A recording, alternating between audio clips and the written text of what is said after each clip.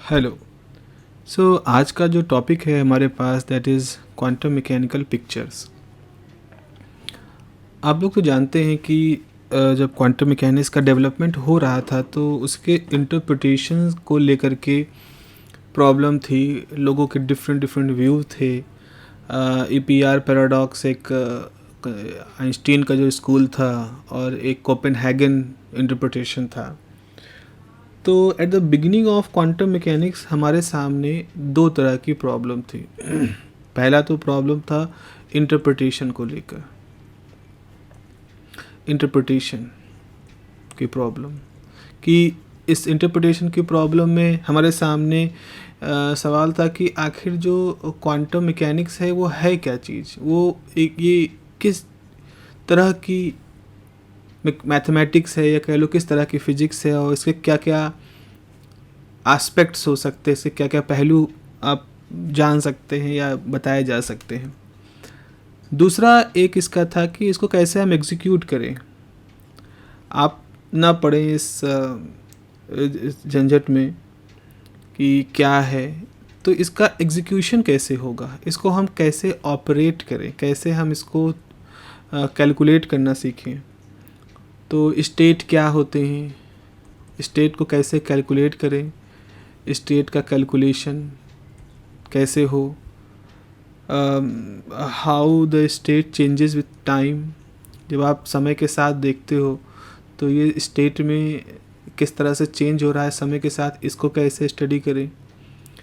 तो बेसिकली ये जो दूसरा सवाल था, इस सवाल के उस समय के जो बड़े दिमाग थे, तीन बड़े जाइंट जो आप कह सकते हो, उन लोगों ने इनके तीन तरह के जवाब दिए। इस सवाल के जवाब में कि हाउ टू एग्जीक्यूट, इसको कैसे कैलकुलेट किया जाए, हमारे सामने एक तो श्रोडिंगर है जो कि बहुत ही स्ट्रॉन्ग फिगर आप कह सकते हो।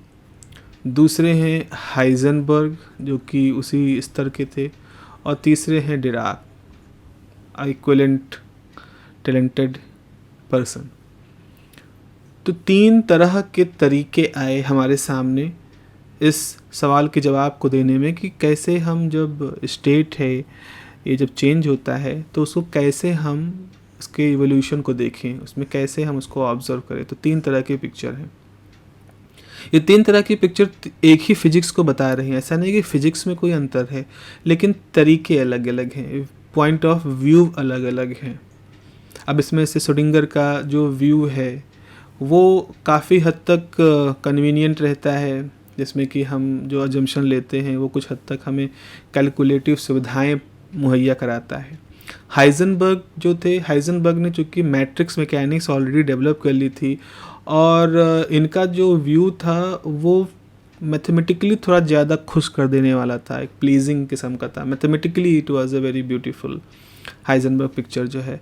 डिराक का जो था वो एक दोनों का मिक्सचर था, श्रोडिंगर की अप्रोच और हाइजन की अप्रोच, इन दोनों को मिक्स करके जब आप एक साथ आगे बढ़ते हैं तो आप एक डिराक अप्रोच पाते हैं। और डिराक अप्रोच जो थी वो अल्टीमेटली क्वांटम फील्ड थ्योरी और इस तरह की जो एडवांस थ्योरीज थी उनको वो सपोर्ट करती थी। तो काफ़ी हद तक ये भी एक बेटर अप्रोच हम मान सकते हैं।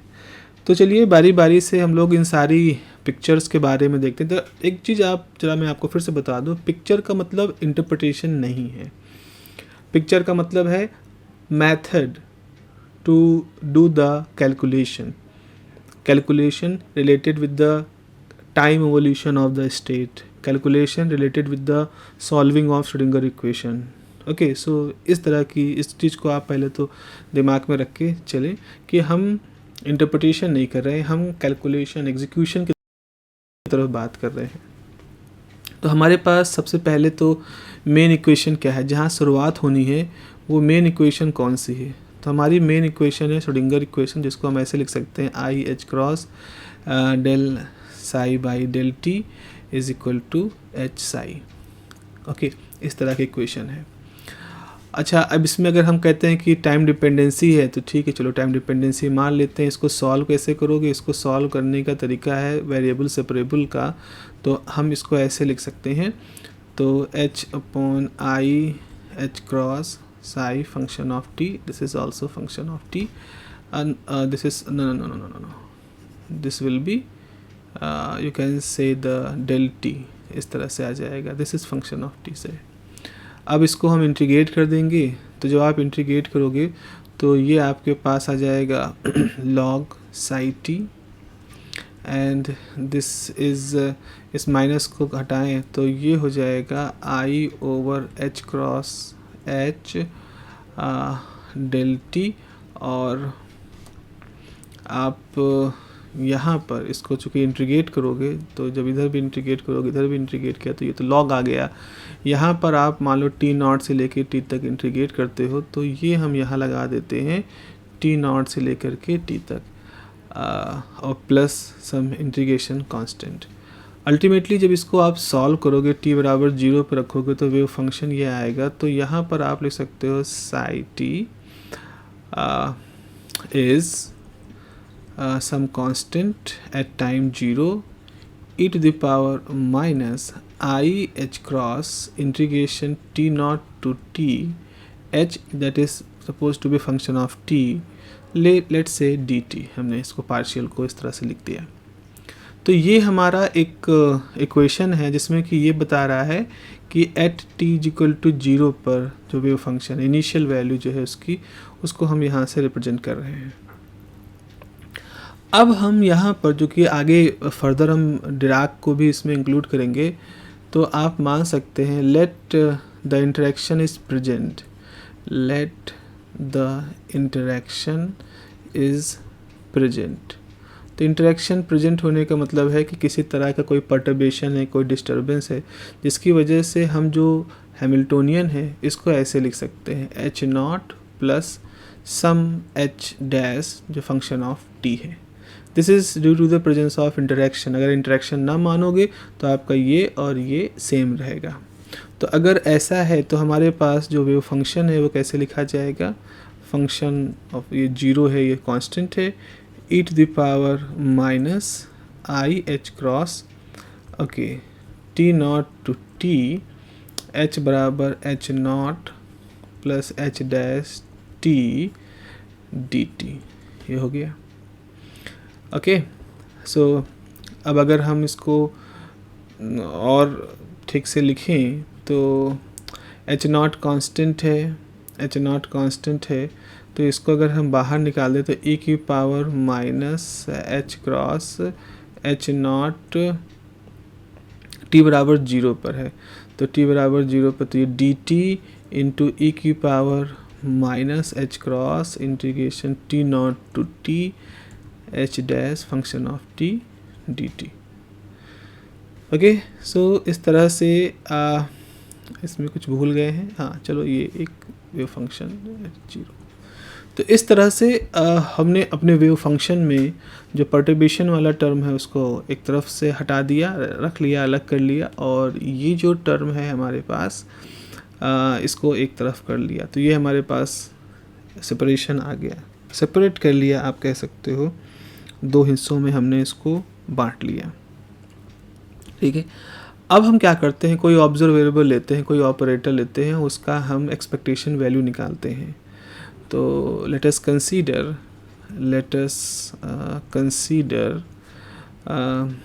Any observable A. मान लो हमने कोई ऑब्जर्वेबल ए ले लिया और हम इसका एक्सपेक्टेशन वैल्यू निकालना चाहते हैं। तो ये हो गया, तो इसको कैसे निकालोगे, गेट दिस ए ब्रा और ये कैट, ये हो जाएगा।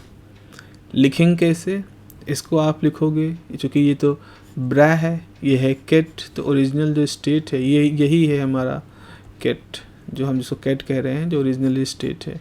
तो जो ब्रा होगा वो इसका कॉम्प्लेक्स कॉन्जुगेट होगा। तो आप इसको ऐसे लिखोगे, साई फंक्शन ई की पावर कॉम्प्लेक्स कॉन्जुगेट का मतलब है आई को माइनस आई से रिप्लेस कर दोगे तो दिस इनटू ई की power i h cross t not to t h dash t d t a, और यहाँ आप लिखोगे, अब ये कैट आएगा तो ई की power minus h cross h not t e की power minus h by h cross t not to t h dash t d t get this.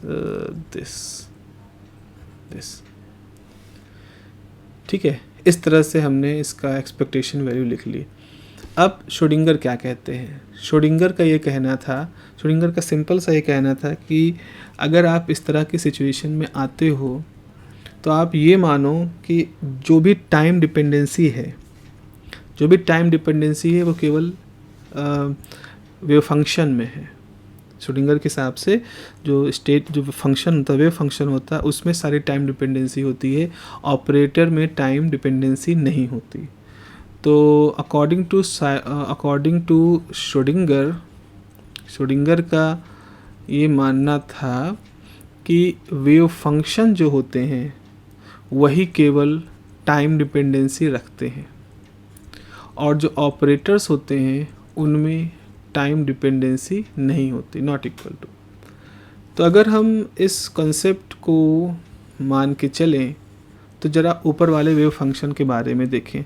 तो इसके हिसाब से हमारे पास जो है सारा टाइम डिपेंडेंसी केवल वेव फंक्शन में होगा और कहीं नहीं होगा। तो अब आप लिख सकते हो, तो अब मैं आपको लिख करके दिखा रहा हूँ ये पूरा इक्वेशन।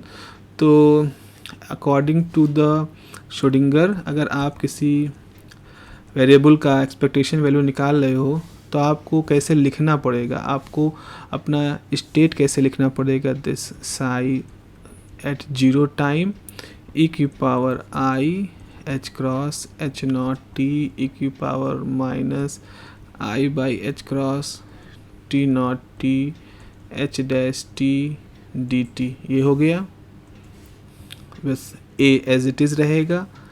एंड देन आप लिखोगे ई की power minus h cross h not t e की पावर माइनस नहीं, सब प्लस होगा, ये यहाँ प्लस है यहाँ माइनस है, आई h cross t naught t h dash D t और वेव फंक्शन दिस।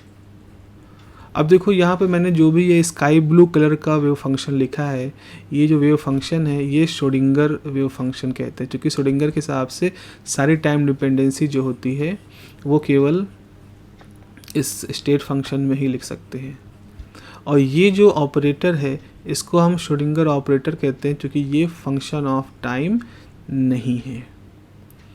ठीक है, तो ये मतलब आप अपनी पूरी मैथमेटिक्स जब करोगे तो ऐसा मान के चलोगे कि जो भी टाइम डिपेंडेंसी होनी है वो सिर्फ स्टेट में होगी, आपका जो ऑपरेटर है उसके साथ टाइम डिपेंडेंसी नहीं होगी।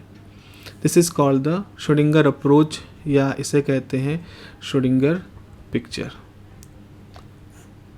अब हाइजेनबर्ग क्या कहते हैं? हाइजेनबर्ग इसका उल्टा कहते हैं। हाइजेनबर्ग के हिसाब से स्टेट के साथ टाइम डिपेंडेंसी नहीं होती, ऑपरेटर के साथ टाइम डिपेंडेंसी होती है। तो अब यहाँ पर लिख सकते हैं एज पर हाइजेनबर्ग्स अप्रोच, या हाइजेनबर्ग की जो पिक्चर है वो क्या कहती है, उसके हिसाब से अगर हम लिखना चाहें तो आपके पास जो ए लिखा जाएगा वो कैसे लिखा जाएगा।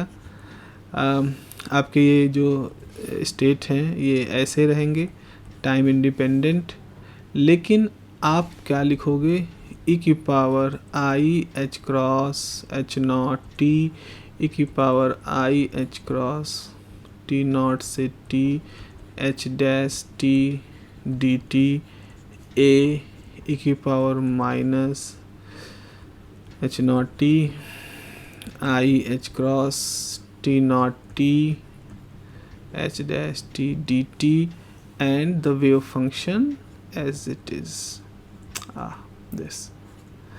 तो ये जो पूरा लंबा चौड़ा सा आप एक्सप्रेशन देख रहे हो ये किसका, इसे कहेंगे ए एच। ए एच मतलब ये हाइजेनबर्ग का के हिसाब से ऑपरेटर है। तो हाइजेनबर्ग की अप्रोच ये थी कि जो वेव फंक्शन होते हैं उनमें टाइम डिपेंडेंसी नहीं होती है, बल्कि जो ऑपरेटर होते हैं उनमें हम टाइम डिपेंडेंसी रखते हैं। This is called the Heisenberg picture, Heisenberg picture. तो एक्सपेक्टेशन वैल्यू पे कोई फ़र्क नहीं पड़ा, आप देख रहे हो एक्सपेक्टेशन वैल्यू वैसा ही एक्सप्रेशन है, बस ये है कि जो पिक्चर है उसमें थोड़े से बदलाव आपको दिख रहे हैं। ऑपरेटर अब आपके पास टाइम डिपेंडेंट है और जो ये स्टेट फंक्शन है वो एज इट इज़ है। अब लगे हाथ हम तीसरे अप्रोच को भी देख लें जो कि डिराक ने था।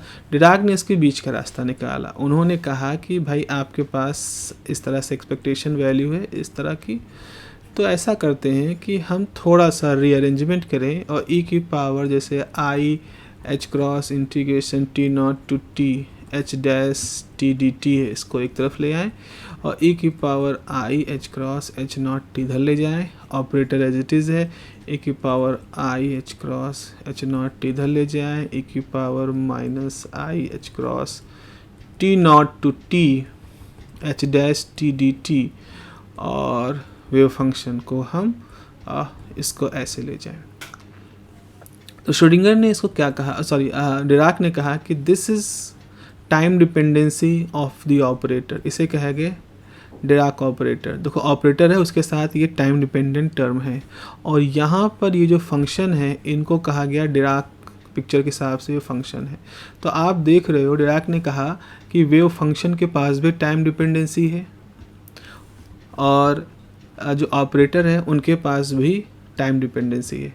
लेकिन एक ख़ास चीज़ आप ये देखो कि ये टाइम डिपेंडेंसी किसके ऊपर डिपेंड कर रही है, इस इंटरेक्शन ऑपरेटर के ऊपर। एच डैश क्या था, इंटरेक्शन वाला ऑपरेटर था। अगर एच डैश जीरो हो जाए, मतलब हम मान लें कोई इंटरेक्शन नहीं हो रहा है, तो ऐसे में हमारे जो स्टेट फंक्शन है साई, उसमें से टाइम डिपेंडेंसी गायब हो जाएगी। तो आपका जो स्टेट फंक्शन है वो टाइम का फंक्शन नहीं रह जाएगा, लेकिन आपका जो ये ऑपरेटर है उसमें टाइम डिपेंडेंसी बनी रहेगी, क्योंकि वो तो एच नॉट के टर्म पे इनिशियल जो फंडामेंटल हैमिल्टोनियन था उस पर डिपेंड कर रही थी।